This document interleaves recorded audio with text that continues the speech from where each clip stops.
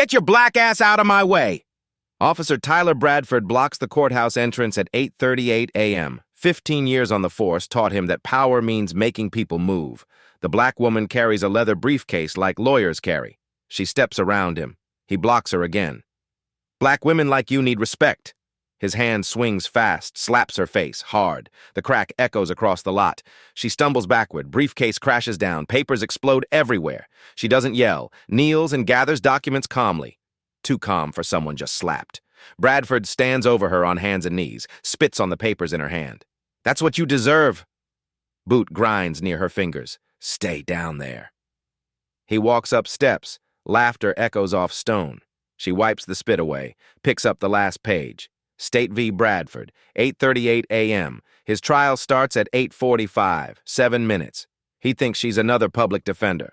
Wrong. 6 hours before the parking lot, 6 a.m. Judge Robert Hartman collapses in his kitchen. Stroke. By 6:45, he's in emergency surgery. 7:15 a.m. The court administrator calls Candace Lewis. Judge Lewis, we have an emergency. Judge Hartman had a stroke. We need you to cover his criminal docket today. Candace pulls over. Criminal cases? I haven't handled criminals since my public defender days. You're the only available judge. First hearing starts 8:45. She closes her eyes. Send me the files. By 7:30, she's outside a coffee shop, laptop on her steering wheel. 3 case files downloading. She opens the first. State v. Bradford. Tyler Bradford, Birmingham Police Department patrol officer. Charged with excessive force and official oppression. Victim, Jordan Hayes, 18 at time of incident. Her photographic memory catalogs every detail. Bradford pulled Hayes over 2 years ago. Broken tail light. The stop escalated. Bradford forced the teenager face down, fractured his arm. Multiple witnesses confirmed Hayes never resisted, yet Bradford's report claimed Hayes was combative and aggressive.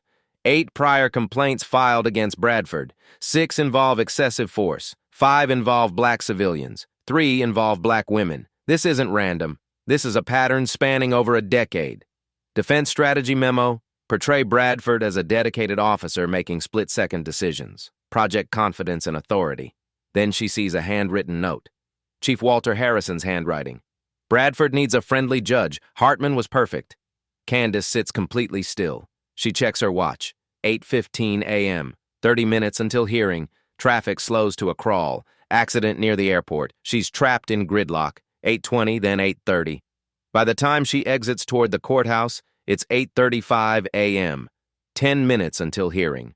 She accelerates through the parking lot. Her briefcase bounces on the passenger seat. All 3 case files stacked inside. She doesn't need to review Bradford's file again. She's memorized every word, every complaint, every witness statement, every medical report about Jordan Hayes' fractured arm, and she's memorized Tyler Bradford's face from his personnel photograph. When Officer Tyler Bradford walks into her courtroom, she'll recognize him immediately. But he won't recognize Judge Candace Lewis, not until it's far too late. She speeds toward the entrance. 8:37 a.m. Justice doesn't wait. It simply arrives. That brings us to 8:38 a.m. The parking lot, the slap, the spit, the humiliation. Candace kneels on cold pavement, gathering documents methodically. Her movements are deliberate. She doesn't rush, doesn't shake. Her face shows nothing. Bradford disappears through the courthouse doors, still laughing. Another uppity black woman put in her place. Another ordinary Monday. Another reminder of who holds power in Birmingham. He has no idea what he just did. From a third-floor window, someone watches. Andrew Palmer, 26. Law clerk to Judge Candace Lewis for 8 months.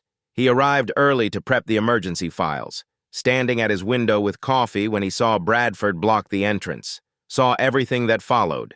He recognizes Candace immediately. He emailed her Bradford's case file 90 minutes ago. Andrew pulls out his phone. Thinks about filming, but courthouse policy prohibits phone cameras.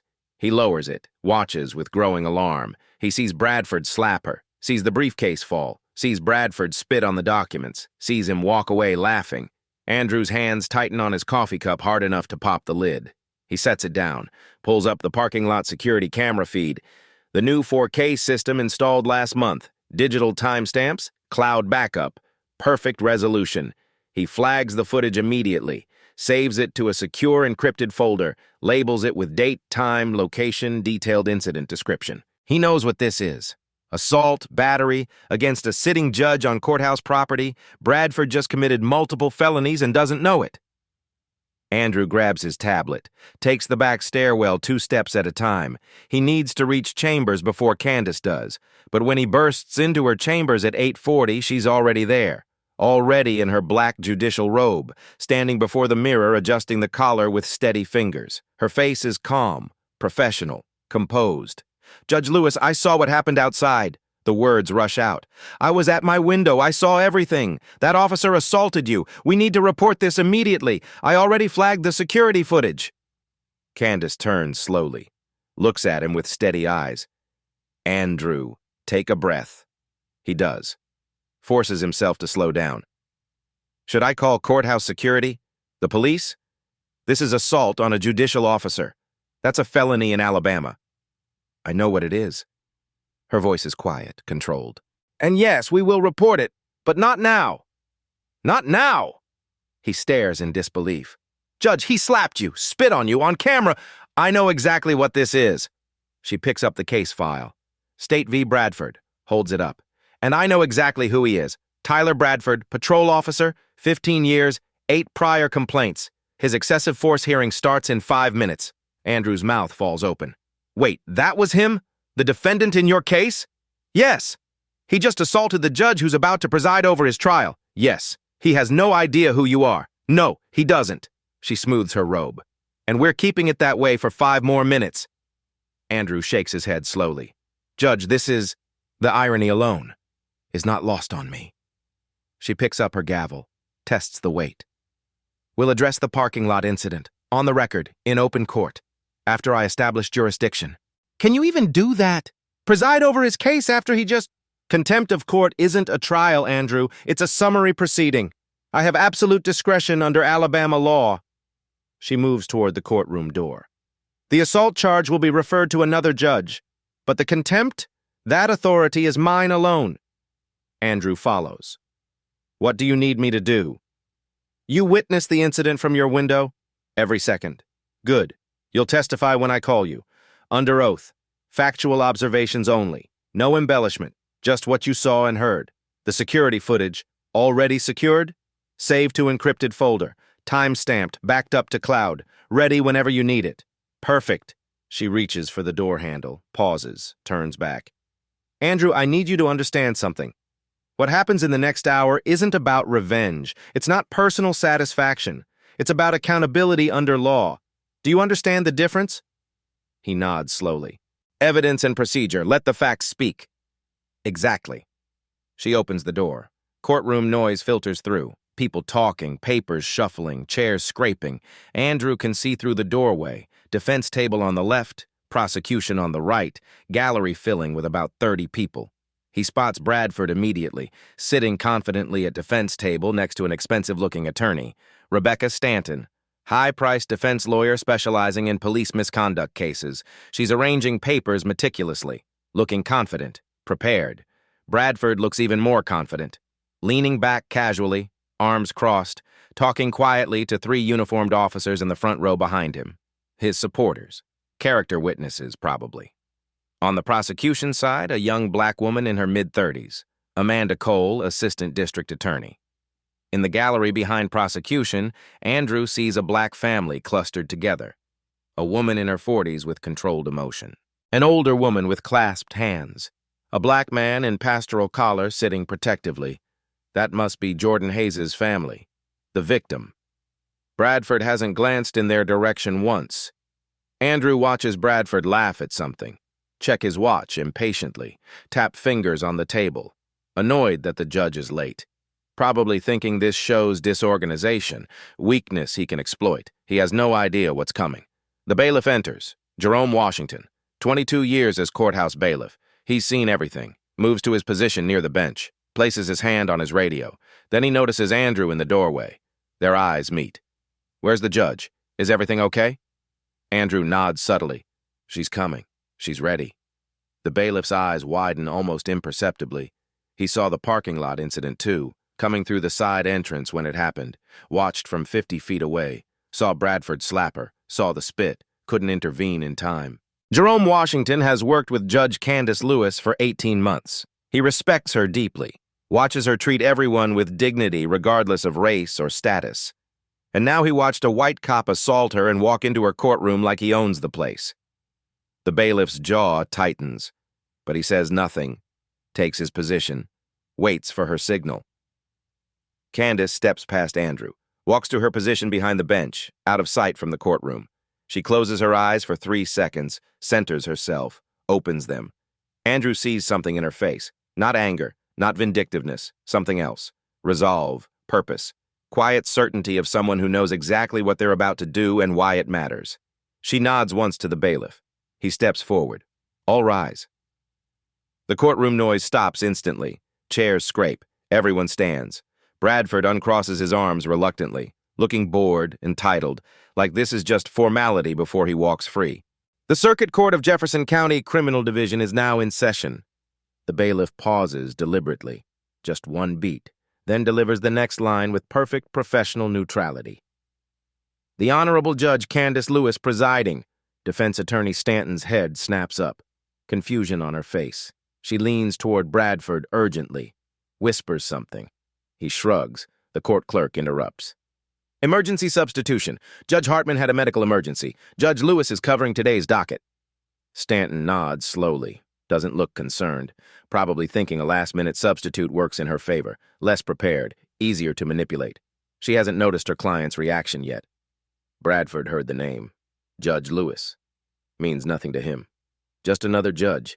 Just another person who will probably let him walk because cops always walk. He's turning back to his seat when Candace enters through the chamber door. She walks with measured steps, black robe flowing. She doesn't look at the gallery, doesn't look at the attorneys yet. Walks straight to the bench with perfect posture, climbs the 3 steps with dignity, takes her seat. Then and only then does she look down at the defense table, directly at Tyler Bradford. Their eyes meet. Bradford's face transforms. First confusion. He's seen this woman somewhere. Where? His brain desperately trying to place her. Then recognition creeps in slowly. Wait, is that? Then full realization crashes over him like ice water. Oh God, that's her. The woman from the parking lot. The one he slapped. The one he spit on. His face drains of color in seconds. Literally goes gray. His mouth opens. No sound comes out. He can't breathe. Stanton notices immediately. Leans over quickly. Whispers urgently. What's wrong? Do you know her? Bradford can't speak. Can't move, just stares like he's seeing a ghost, like his worst nightmare just materialized. Candace lets the silence stretch deliberately. 5 seconds, 10, 15, lets him stare, lets reality sink in slowly and painfully, lets him understand exactly what just happened. Finally, she speaks. Her voice is calm, professional, carries clearly through the silent courtroom. Good morning, everyone. Please be seated. The courtroom sits obediently. Bradford sits too. Mechanical, like his body operates on autopilot while his brain screams in panic. 7 minutes ago, he stood over her in that parking lot, made her kneel at his feet, slapped her face, spit on her papers, told her to stay down where she belongs. Now he stands before her, trembling, speechless, trapped. The power has completely shifted, and everyone in that courtroom can feel it. Candace opens the case file, takes her time, adjusts her reading glasses, reviews the first page carefully. Before we proceed with the scheduled hearing in State v. Bradford, I need to address a preliminary matter. The courtroom goes absolutely still. Everyone senses something unusual happening. The tension becomes palpable. Bradford's breathing is audible in the silence. Short, fast, panicked. Candace looks directly at him. Mr. Bradford, would you please stand? He doesn't move initially. Frozen. Stanton touches his arm firmly. Tyler, stand up now. He manages to get to his feet. His legs shake visibly. Everyone can see it. Candace leans forward slightly. Mr. Bradford, do you recognize me? Complete silence. 30 people holding their breath. Bradford's mouth works. No sound. Let the record show the defendant is staring at the bench without responding. Candace's voice remains level. I'll ask again. Mr. Bradford, do you recognize me from any interaction prior to entering this courtroom today? Stanton is on her feet. Your Honor, I don't understand the relevance. You will, Counselor. Please sit down. Mr. Bradford, answer the question. Bradford manages sound. Barely a whisper. I... You don't what? You don't recognize me, or you don't want to answer? He's completely trapped. Can't lie under direct court questioning. But admitting the truth means admitting he assaulted a judge 30 minutes ago. Stanton is panicking now, too. She can see her client falling apart in real time. Your Honor, my client respectfully requests... Your client will answer the question. Candace cuts her off, not rudely, but firmly, with absolute authority.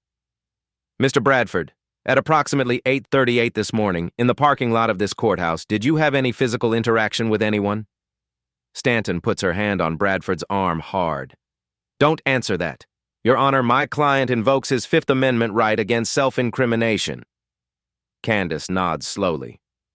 Noted for the record. She closes that file deliberately, opens another. We'll return to that matter shortly. First, let's proceed. State of Alabama versus Tyler Bradford. Case number CR 2023-004891. She looks up. Mr. Bradford, you are charged with assault in the third degree and official oppression in the incident involving Jordan Hayes. How do you plead? Bradford can barely speak. Stanton answers for him. Not guilty, Your Honor. Very well. Plea entered. Candace makes a note. Now, before we proceed with witness testimony, we need to address that preliminary matter. She gestures to the bailiff. Bailiff Washington, please approach the bench. The bailiff walks forward. Candace speaks quietly, but the microphone picks up every word. Did you witness any incident in the courthouse parking lot this morning around 8:38 a.m.? Yes, Your Honor. Please prepare to testify under oath regarding your observations. Yes, Your Honor. Bradford's face is chalk white. His hands grip the table edge, knuckles white from pressure. In the gallery, Jordan Hayes' mother, Diane, leans forward. She doesn't know what's happening yet, but she can see Bradford's panic. Senses something significant coming. She whispers to Pastor Gray, Something's wrong with him. Look at his face. The pastor nods knowingly. The guilty flee when no one pursues them. Andrew Palmer slips into the back of the courtroom, takes a seat in the last row, his tablet ready, security footage queued up, prepared to testify when called. He catches Candace's eye for a brief moment. She gives the tiniest nod. Message received. Stand by. Candace turns back to Bradford. Mr. Bradford, I want to make something very clear. What's about to happen over the next hour is not personal. It's not vindictive. It's procedural and lawful under Alabama statute. Do you understand? He nods weakly, barely.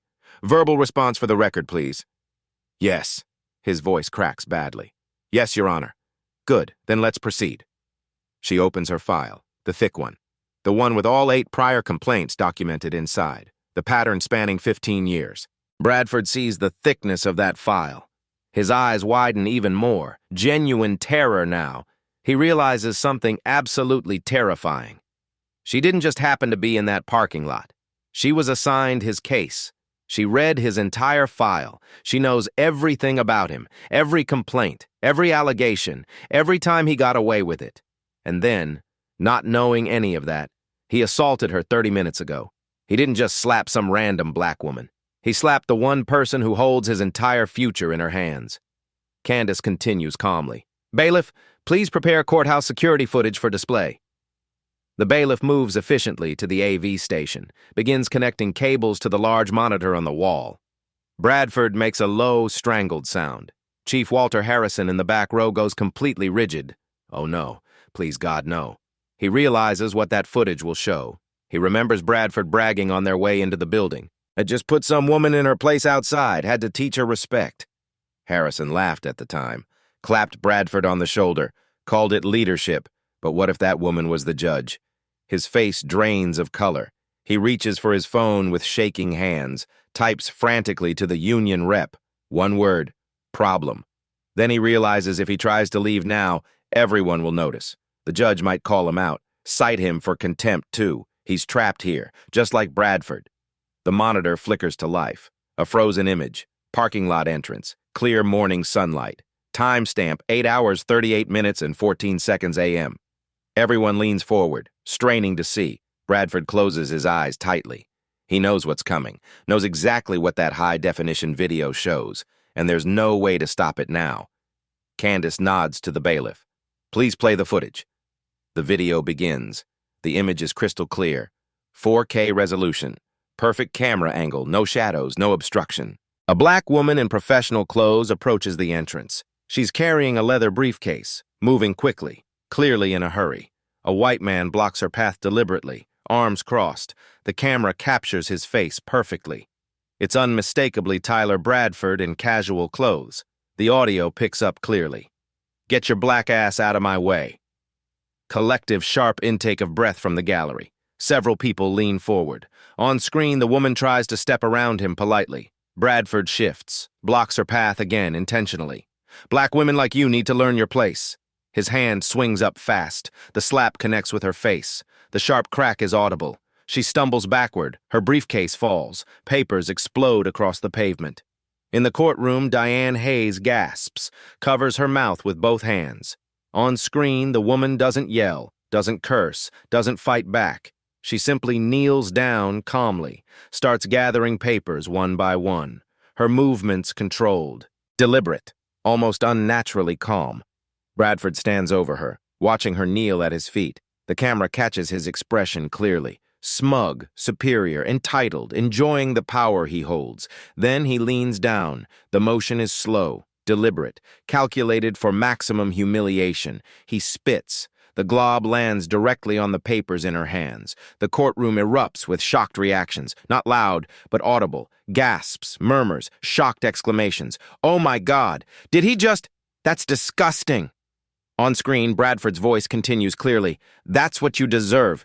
He grinds his boot near her fingers, deliberately close, threatening. "Stay down there where you belong." Then he turns, walks toward the entrance. The camera catches him laughing, actually laughing as he climbs the steps. The woman remains kneeling, wipes the spit off carefully with her sleeve, picks up the last document. The camera zooms slightly. The document header becomes visible. State v. Bradford. She looks at her watch, stands slowly, gathers her things, walks toward the entrance with her head high. The timestamp reads 8 hours, 38 minutes, and 52 seconds a.m. Total incident duration, 38 seconds of documented assault. The video ends, freezes on that final image. Her walking toward the building, calm, composed, professional despite everything. The courtroom lights come back up slowly. Absolute silence. Nobody moves, nobody speaks. Everyone processing what they just witnessed. Then the reactions start cascading. Jordan Hayes' grandmother starts crying. Soft, quiet tears. Pastor Gray hands her his handkerchief gently. Jordan himself stares at the blank screen, mouth hanging open. He turns to his mother.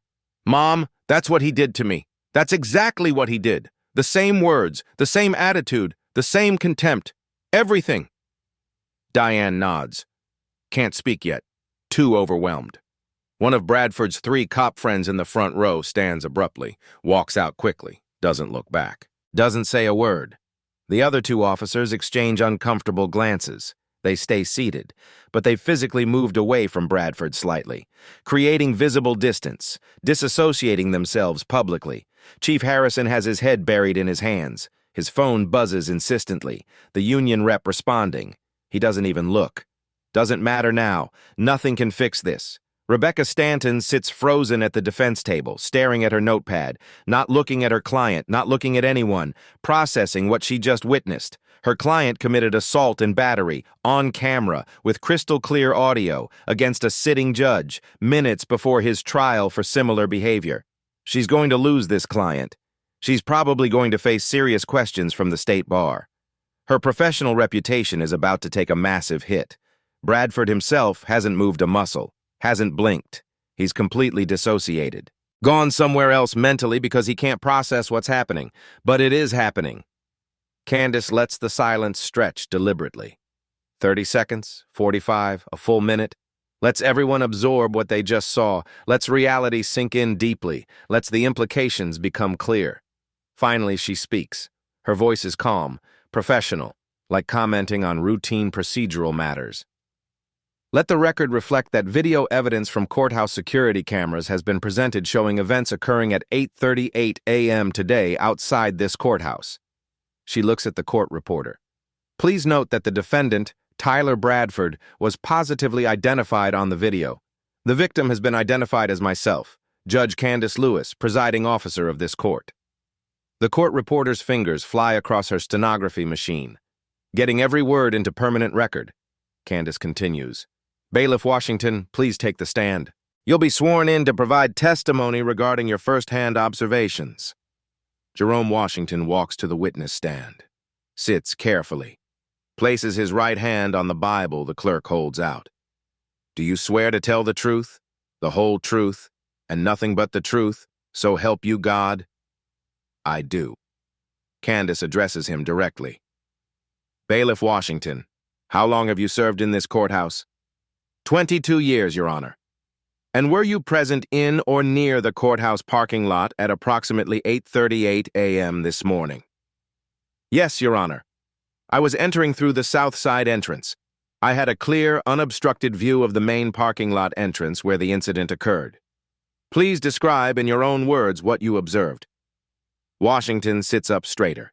His voice is clear. Factual, professional, no emotion, just observations. I observed Officer Tyler Bradford blocking the path of a woman I now know to be Your Honor, Judge Candace Lewis. I saw him slap her across the face. I saw her briefcase fall and papers scatter. I saw him standing over her while she knelt and gathered papers. Then I saw him lean down and spit on the papers she was holding.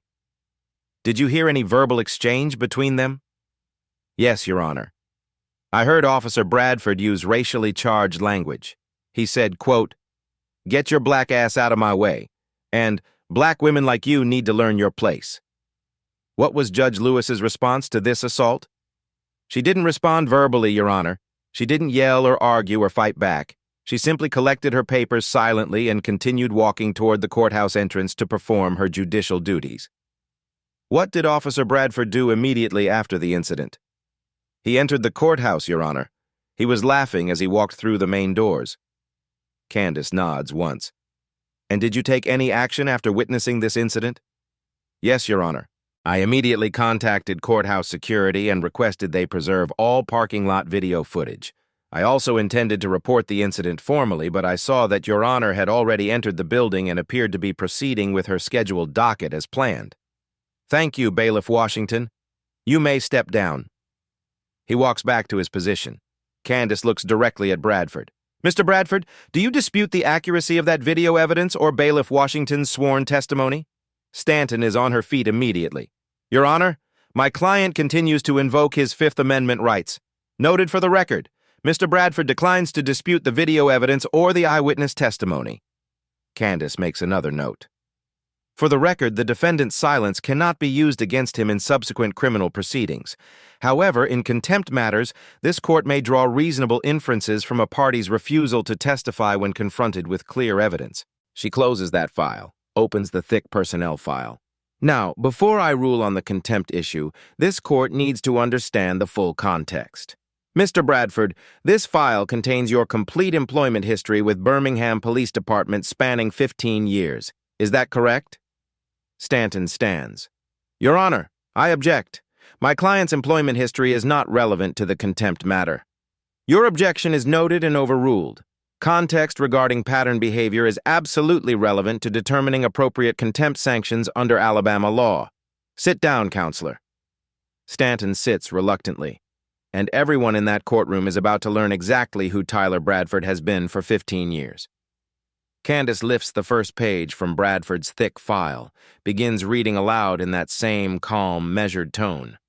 Officer Tyler Bradford, Birmingham Police Department, badge number 2841, hired June 2010, 15 years of service as of today. She pauses deliberately, looks up at Bradford. According to this file, you've received 8 separate citizen complaints. Is that factually correct? Stanton rises halfway. Your Honor, my client invokes Fifth Amendment. Yes, noted. Candace doesn't wait. Continues reading. 6 of those 8 complaints involve allegations of excessive physical force. 5 of the 6 involve black civilians. 3 involve black women specifically. She lets those numbers hang in the air, heavy, damning. Let me read excerpts from 3 documented complaints. She picks up the first document. Complaint filed March 2011. Shanice Williams, age 24, alleged that Officer Bradford pushed her to the ground during a routine traffic stop and stated, quote, Women like you need to learn respect. Brief pause. Internal affairs finding, no action taken, case closed. Second document. Complaint filed August 2015. Dr. Rachel Bennett, age 36, professor of sociology, alleged that Officer Bradford knocked her purse to the ground during a peaceful protest and stated, quote, "Professional black women think they own everything." Pause. Internal affairs finding, verbal warning issued, not placed in permanent personnel file. Third document. Complaint filed 2 years ago. Jordan Hayes, age 18 at time of incident, alleged that Officer Bradford used excessive physical force during a routine traffic stop, resulting in a fractured arm requiring 6 weeks of physical therapy. She looks directly at Bradford. That complaint resulted in the criminal charges we're assembled here to address today. In the gallery, Jordan Hayes sits up straighter. His mother squeezes his hand tightly. Candace continues methodically. That's 8 separate complaints spanning 15 years. 6 involve excessive force. 5 involve black civilians. 3 specifically involve black women. 0 sustained disciplinary actions despite substantial evidence. She sets down the file, picks up another document. But there's more evidence this court needs to consider. Andrew Palmer, please approach the bench. Andrew stands from the back row, walks forward with his tablet. Mr. Palmer is my law clerk. He also witnessed the parking lot incident this morning from his third-floor office window. Mr. Palmer, please take the witness stand. Andrew is sworn in, sits in the witness box. Mr. Palmer, please describe what you observed this morning. Andrew speaks clearly, factually, professionally. I arrived at my office at approximately 7:45 a.m. to prepare case files. I was standing at my window reviewing documents when I observed the incident at 8:38 a.m. I saw Officer Bradford physically block Judge Lewis's path. I heard him use racially charged language through my open window. I saw him slap her across the face. I saw her briefcase fall and papers scatter. I saw him stand over her while she knelt gathering papers. I saw him spit on the papers she was holding. I immediately accessed the courthouse security camera system and preserved the footage with proper timestamps and encryption. Thank you, Mr. Palmer. You may step down. Candace turns back to Bradford. So we have crystal clear video evidence. We have 2 independent eyewitnesses. We have your deliberate silence. We have extensive pattern evidence. And now I'm going to present one final critical piece of evidence. She picks up another document. This is a transcript of audio from your police body cam. You were wearing it this morning. It was actively recording during and after the parking lot incident. Bradford's eyes go wide with sudden realization. Oh, God. He completely forgot. His body cam was on the entire time. The recording begins immediately after the parking lot incident. You entered the courthouse at 8:39 a.m. You encountered a fellow officer in the main lobby. Let me read the relevant transcript. She clears her throat, begins reading in a flat, neutral tone that makes the words even more damning. Officer Bradford, just had to teach someone a lesson in the parking lot. Officer Davis, yeah? Who? Officer Bradford, some black chick moving too slow, probably one of those public defenders thinking she's important. Officer Davis laughs. You're going to get yourself in trouble one day, man. Officer Bradford, nah, I've been doing this for 15 years. Nobody ever does anything about it. She looks up. The courtroom is absolutely dead silent. Nobody ever does anything. Your exact words, Mr. Bradford, recorded on your own equipment. Timestamp 8:41 a.m., just 4 minutes before you walked into this courtroom. Candace lets that sink in for several long seconds. You've been doing this for 15 years, and you were absolutely right until today. Nobody did anything. Internal affairs dismissed every complaint. The department protected you consistently. Your chief even wrote a note saying you needed a friendly judge. She picks up the handwritten note, holds it up.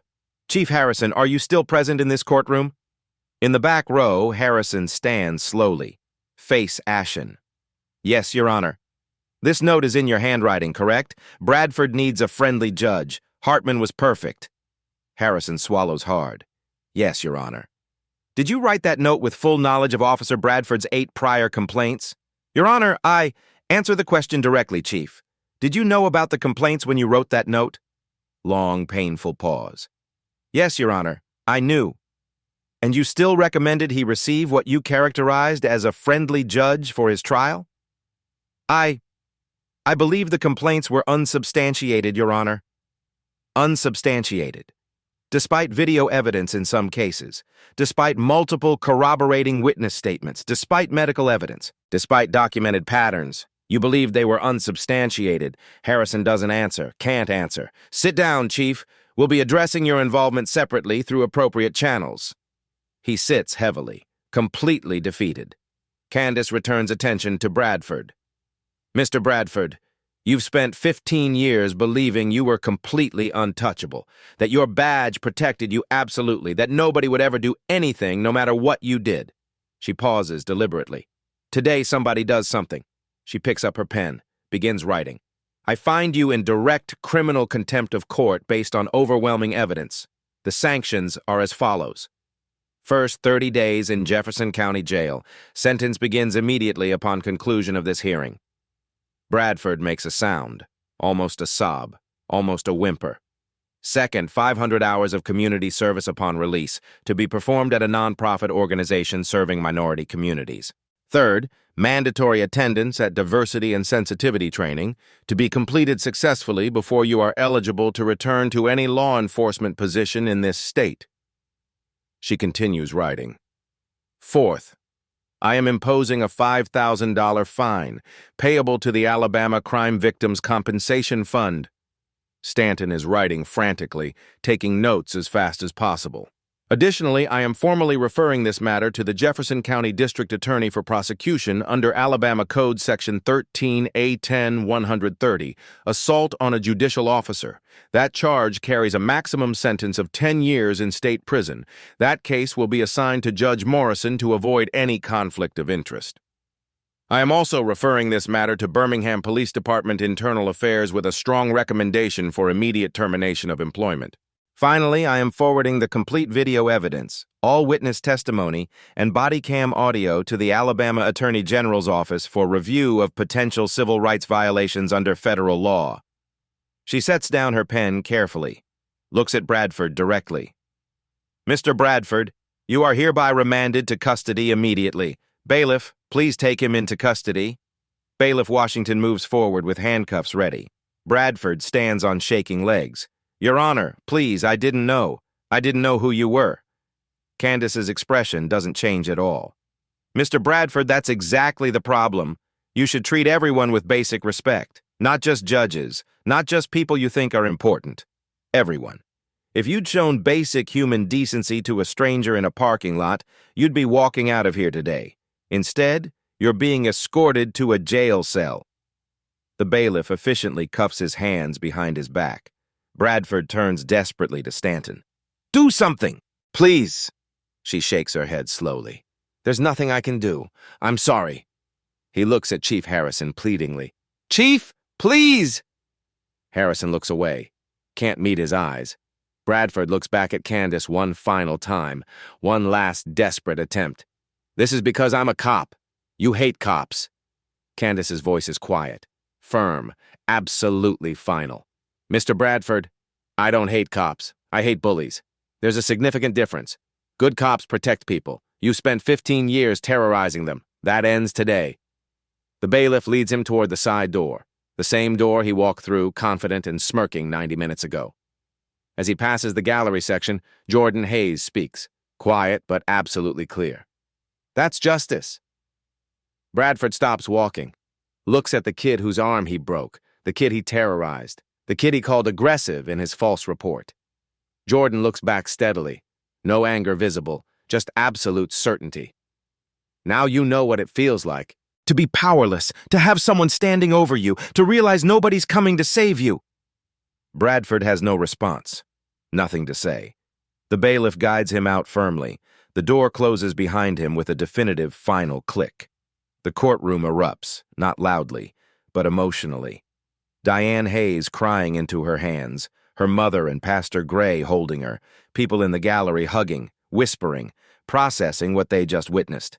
Candace lets them have this moment, then lifts her gavel.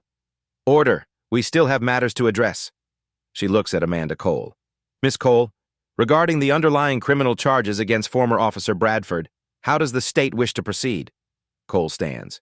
Your Honor, Given today's events and the contempt finding, the state requests a continuance of 30 days to allow defendant to consult with counsel regarding potential plea negotiations. Granted. Pretrial hearing reset for 30 days from today. She looks at Stanton. Miss Stanton, do you wish to continue representing Mr. Bradford? Stanton stands slowly. Your Honor, I need to consult with my client regarding that question. May I have 48 hours to respond? Granted, she makes final notes. Anything else? No, Your Honor. Then this court is adjourned. Gavel falls one final time. Everyone stands as she exits. But this time, the feeling in the courtroom is completely different. Justice was served. Finally, after 15 years. The courtroom slowly empties. People file out in small groups, still processing. Diane Hayes approaches the bench area where Andrew Palmer is gathering files. Excuse me, could you please tell Judge Lewis something for me? Andrew looks up. Of course. Diane's voice shakes with emotion. Tell her thank you. Tell her that for 2 years nobody believed my son. Nobody took us seriously. Police said he was lying. Internal Affairs dismissed the complaint. The system failed us completely. Today she made sure we were heard. Tell her that matters. Tell her it matters so much. Andrew nods sincerely. I will. I promise. Diane rejoins her family. They exit together. Jordan walking with his head significantly higher than he has in 2 years. In the hallway, Rebecca Stanton leans against the wall, phone pressed to her ear, calling Bradford's union rep.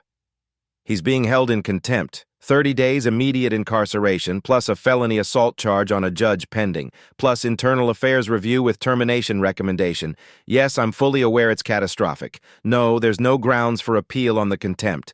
The evidence is absolutely overwhelming. I'll visit him in lockup tomorrow to discuss options. Yes, I'll keep you informed. She hangs up, slides down the wall slowly, sits on the floor, too exhausted to stand. One of the courthouse attorneys walks past, sees her sitting there. Rough day? She laughs, bitter, exhausted, empty. That's the understatement of the year. My client assaulted his own judge before trial, on camera, with audio. What kind of day do you think I'm having? The attorney winces. Yeah, I heard. Everyone's heard. It's all over the courthouse already. Probably all over the city by now. Of course it is. She stands slowly, brushes off her skirt. I need a drink. Or 3. Can't say I blame you. Down the hall, Chief Harrison sits on a bench outside the courtroom, staring at the floor. His phone hasn't stopped buzzing. He finally answers. The commissioner calling again. Harrison, what the hell happened today? Bradford assaulted Judge Lewis before his trial, on camera. She held him in contempt and remanded him to immediate custody. Silence on the line. Then, Bradford assaulted a judge? Yes, sir, with video evidence. And you wrote a note saying he needed a friendly judge? Yes, sir. That note is now part of the official court record? Yes, sir. More silence. Longer this time. Clean out your desk, effective immediately. Sir, I've been with the department 28 years. I don't care if it's been 50 years. You enabled this. You protected him through 8 separate complaints. You're done. Click. Line goes dead. Harrison sits there holding his silent phone. 28 years. Gone in a single phone call. Because he protected the wrong cop. He stands slowly. Walks toward the exit. Career over. Reputation destroyed forever. As it should be. In her chambers, Candace removes her robe carefully. Hangs it precisely. Andrew stands nearby. That was intense, he says quietly. She nods once. It needed to be. The evidence demanded it. The media's already outside, 3 news vans at least. They want a statement. No statement. The court record speaks for itself completely. They're calling it historic. First time in Alabama history a cop has been held in criminal contempt for assaulting his own judge. It shouldn't be historic. It should be routine, evidence-based, procedural. She sits at her desk. Suddenly looks tired. But I suppose it is what it is. Andrew sits across from her. Judge, can I ask you something? Of course. When you were kneeling in that parking lot this morning, picking up papers, with him standing over you, what were you thinking? She's quiet for a long moment. I was thinking about every other time something like that happened, every time I was underestimated, dismissed, disrespected, as a public defender, as a black woman, as someone people didn't think mattered. And I was thinking that this time would be different, because this time I had authority. This time I had evidence. This time I had a courtroom and a gavel and the full weight of the law behind me. She looks at him directly. That's the difference between revenge and justice, Andrew. Revenge is personal. It's emotional. Justice is procedural. It's about evidence and law applied fairly. It's about ensuring this never happens again to anyone else. Did you feel satisfaction when the bailiff cuffed him?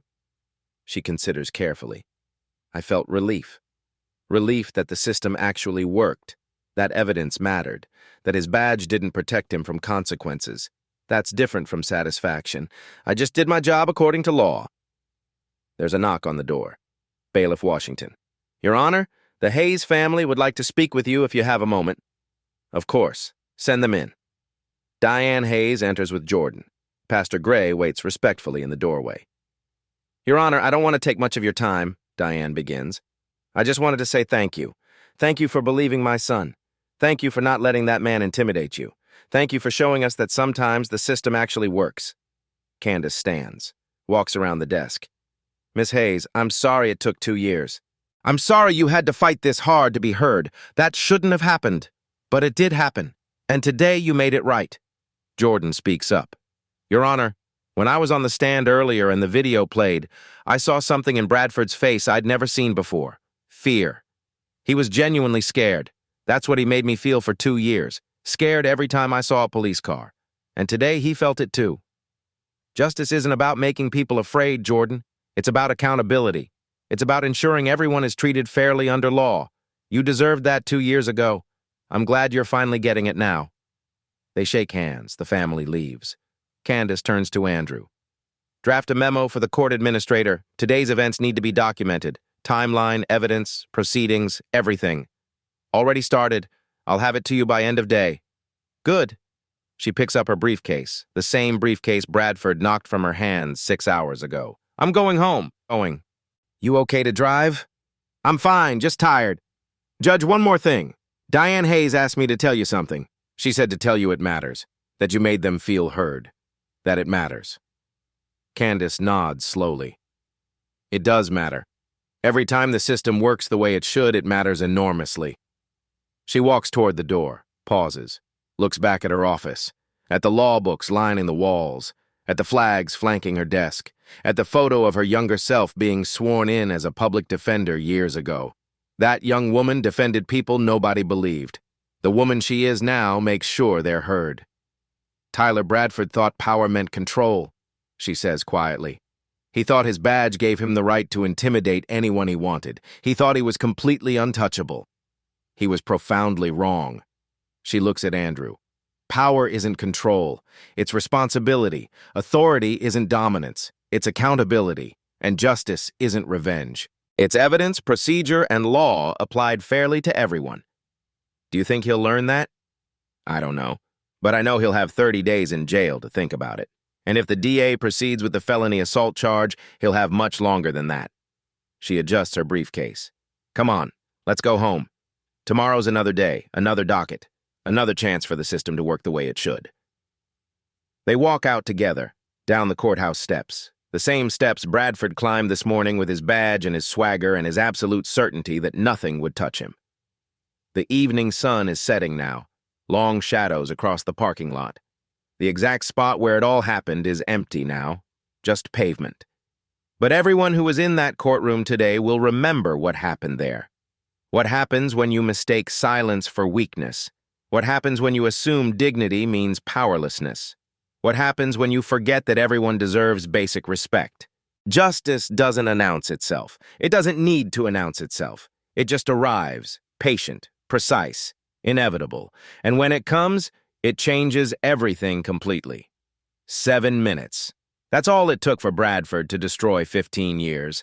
7 minutes from parking lot to courtroom. 7 minutes from freedom to consequences. 7 minutes to learn that everyone eventually meets someone they can't push around. Someone who won't stay down. Someone who holds them accountable.